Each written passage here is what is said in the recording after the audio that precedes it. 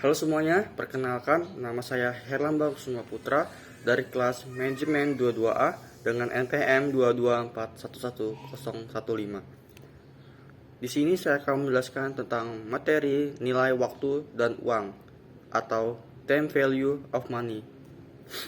Kita mulai dari konsep dasar. Jika nilai nominalnya sama, uang yang dimiliki saat ini lebih berharga daripada uang yang akan diterima di masa yang akan datang. Lebih baik menerima 1 juta rupiah sekarang daripada menerima uang yang sama satu tahun lagi. Lebih baik membayar 1 juta rupiah 1 tahun lagi daripada membayar uang yang sama sekarang. 6 rumus utama.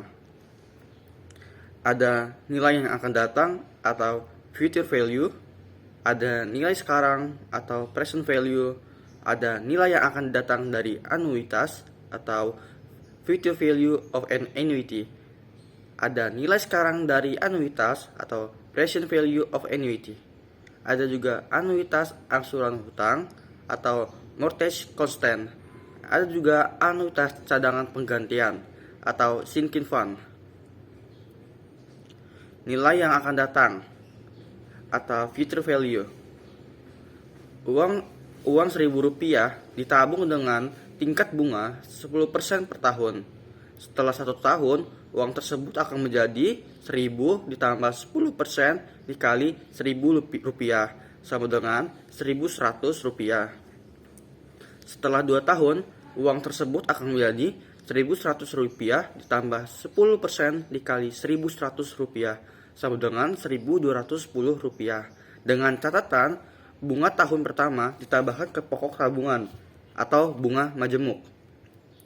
Setelah 3 tahun, uang tersebut akan menjadi Rp1.210 ditambah 10% jadi Rp1.210 sama dengan Rp1.331 dan seterusnya. Nilai yang akan datang jika P sama dengan uang tabungan atau investasi awal, I sama dengan tingkat bunga, N sama dengan periode menabung atau investasi, F sama dengan uang yang akan diterima di akhir periode. Maka nilai yang akan datang atau F sama dengan jumlah yang akan terakumulasi dari investasi sekarang untuk N periode pada tingkat bunga I. Nilai sekarang, kebalikan dari nilai yang akan datang. Rumus diturunkan dari rumus nilai yang akan datang, present value factor discount factor. Nilai sekarang atau P sama dengan nilai sekarang dari suatu jumlah di masa depan yang akan diterima di akhir periode N pada tingkat bunga I. Jika diketahui tingkat bunga tahun ke-1 sama dengan 10%, tahun kedua sama dengan 12%, dan tahun ketiga sama dengan 14%, maka nilai sekarang dari uang Rp1.404 yang akan diterima 3 tahun dari sekarang adalah, jika diketahui tingkat bunga tahun pertama 10%, tahun kedua 12%, dan tahun ketiga sampai dengan kelima 14%, maka nilai sekarang dari uang Rp Rp1.825 yang akan diterima 5 tahun dari sekarang adalah nilai yang akan datang dari anuitas. Anuitas adalah sejumlah uang yang dibayar atau diterima secara periodik dengan jumlah yang sama dalam jangka waktu tertentu. Sifat anuitas: jumlah pembayaran tetap atau sama, equal payments.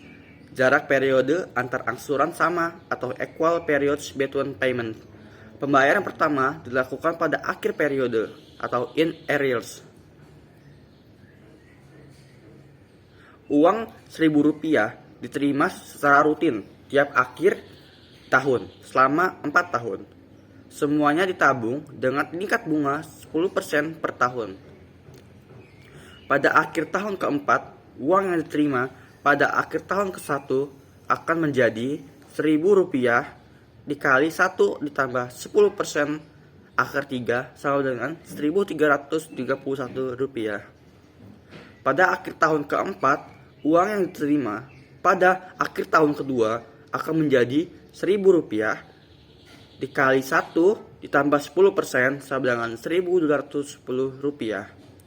Pada akhir tahun keempat, uang yang diterima pada akhir tahun ketiga akan menjadi Rp1.000 dikali buka kurung 1 ditambah 10% tutup kurung akar kuadrat 1 sama dengan Rp1.100. Nilai yang akan datang dari anuitas. Pada akhir tahun keempat, uang yang diterima pada akhir tahun keempat akan menjadi Rp1.000 dikali buka kurung 1 ditambah 10% akar kuadrat 0 sama dengan Rp1.000. Catatan, uang tersebut belum sempat dibungakan karena diterima di akhir tahun. Dengan demikian, pada akhir tahun keempat, jumlah seluruh uang yang diterima akan menjadi Rp1.331 ditambah Rp1.710 ditambah Rp1.100 ditambah Rp1.000 sama dengan Rp4.641. Yang dimaksud dengan nilai yang akan datang dari anuitas adalah jumlah keseluruhan uang tersebut, yaitu Rp4.641, dan itu nilai keseluruhannya. Nah, sekarang kita masuk ke rumus ya.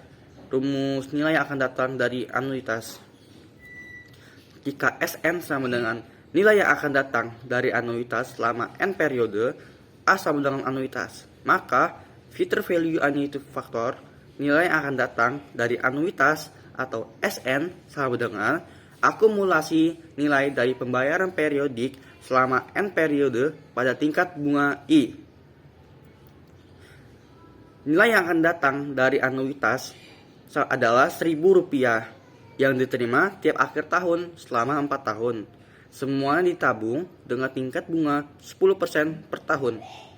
Dengan rumus, jika jumlah uang dan atau tingkat bunga berubah-ubah, rumus tersebut tidak dapat digunakan. Harus dihitung satu persatu dengan rumus nilai yang akan datang. Nilai sekarang dari anuitas. Jika P sama dengan nilai sekarang dari anuitas yang diterima selama N periode, maka present value annuity factor, nilai sekarang dari anuitas atau P sama dengan nilai sekarang dari sejumlah pembayaran dengan jumlah tetap yang akan diterima tiap akhir periode selama N periode pada tingkat bunga per periode. Kita masuk ke anuitas angsuran hutang. Anuitas angsuran hutang atau kita sebut A sama dengan pembayaran yang diperlukan selama N periode pada tingkat bunga I per periode untuk mengangsur sejumlah uang atau hutang yang diperoleh sekarang.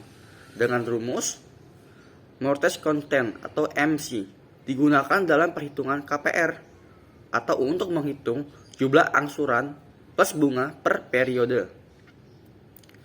Sekarang kita masuk ke anuitas cadangan penggantian. Anuitas cadangan penggantian atau A sama dengan jumlah yang harus diinvestasikan tiap periode pada tingkat bunga atau untuk mencapai jumlah yang diinginkan pada akhir periode atau N. Rumusnya adalah sinking fund factor atau SFF. Digunakan dalam penilaian dengan pendapatan untuk menghitung cadangan penggantian.